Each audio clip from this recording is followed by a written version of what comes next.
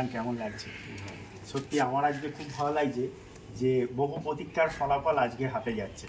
তো এনাও তোমার দুটো চাবি, এই ডকুমেন্টস। তো বিষয়টা একটা ছোট্ট কথা বলবো যে অ্যাজ ইট ইজ যে অবস্থায় দেখেছিলে আজকে কি তার থেকে চকচকে লাগছে, এইটুকুটা বলতে চাইছি।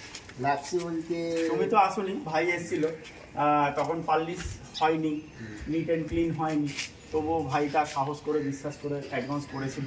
তবে আমার যতদূর কামনা ছিল, যতটা ধারণা ছিল যে গাড়িটা এতটা রেডি হবে, আমার দিক থেকে আরও বেস্ট রেডি হয়েছে। তো খুদানা খাস্তা তোমার আরও এই গাড়িটি যাওয়ার পর ব্যবসায় উন্নতি হোক, মা তারার আশীর্বাদ দিয়ে গাড়িটি তোমার কাছে যাচ্ছে। সব ভগবান সমান, সবার আশীর্বাদ রইল। বাড়িতে যাওয়ার পর গাড়িটি আরও উন্নতি করো তুমি, এই কামনা নিয়েই তোমাকে হস্তান্তর করো। জয় মা তারা, জয় জয় তারা।